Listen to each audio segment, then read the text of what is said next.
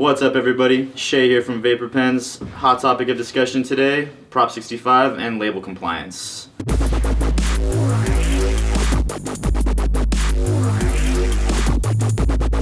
Sitting here with Landon of VaporPenz. How you doing, Landon? What up, man? What up? Another day, another dollar? Yeah, man. Yeah, busy, for sure. Yep.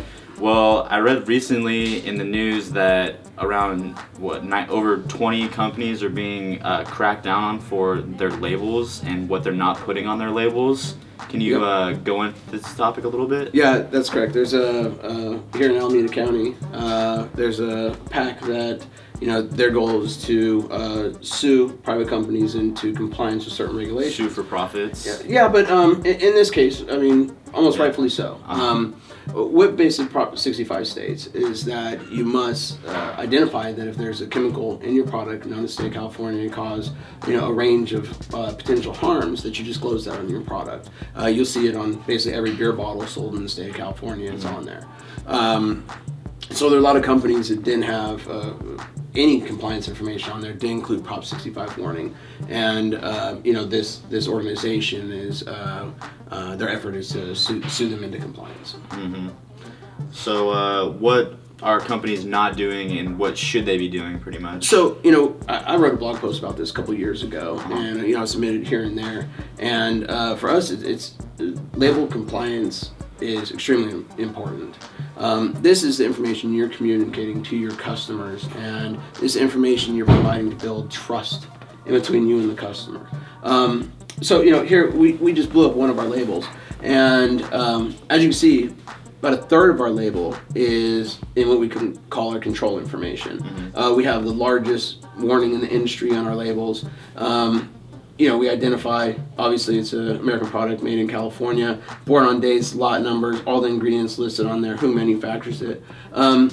But beyond the control information, the two most prominent things on this entire label is one, the flavor name, so you don't get it mixed up from one flavor to the next, and nicotine content. I was going to say that was the next one. Yeah, right most important thing. It is our number one obligation to make sure that we are putting accurate nicotine information on the products, and it's easy to determine what nicotine strength that you're receiving. So that's directly connected to Prop 65, right? With the putting the nicotine strength and the warning on the label. Currently, there's no regulation regarding the disclosure of that information, but it's beyond industry best practice, and it should be industry standard that people are clearly identifying what nic strengths they have in there, and that it's legible, easy to read, and it's clearly identifiable. There's some companies that kind of, they have one uniform looking label, and they have one line for the flavor and a small little indication of what the nicotine is, or they handwrite it on there. In our instance, that's not compliant. It's not conveying the necessary information to the customer. Mm-hmm. And, you should have adequate amount of information on there about the product, what's in the product, and warnings about the product, and so on and so forth. Awesome. So what about...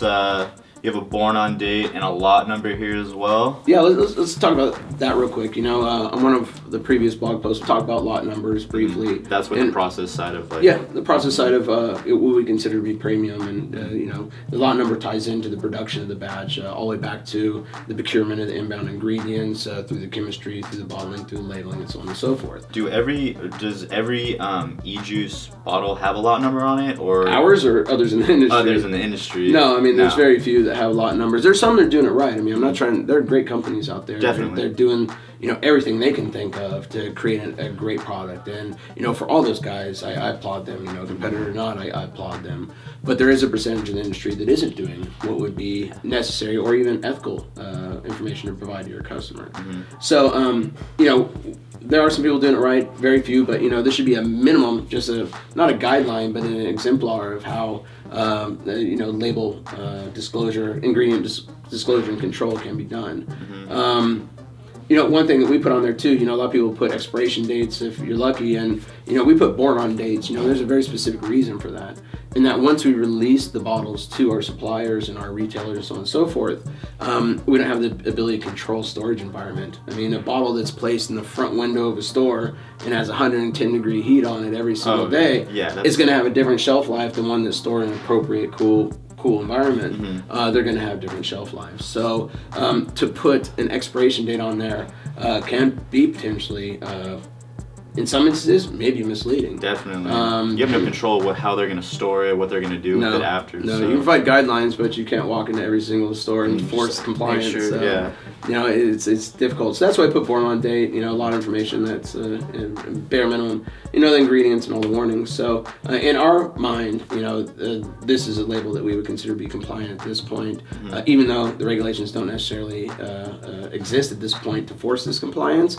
Just from an ethical perspective, this information that we like to provide. So looks good, and I see you have a California and American flag, so it's all domestically Yeah, we produced. try and source all of our ingredients domestically.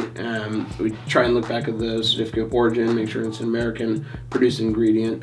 I can't say every single flavor in every instance is able to achieve that, but that is our goal. And then we manufacture everything out of Newark, California. Awesome. So it is a Northern California company, and we handle all of our own production in that respect. So Awesome, looks good, man. It's Cool. one of my favorite flavors too. Rainbow rings, yeah.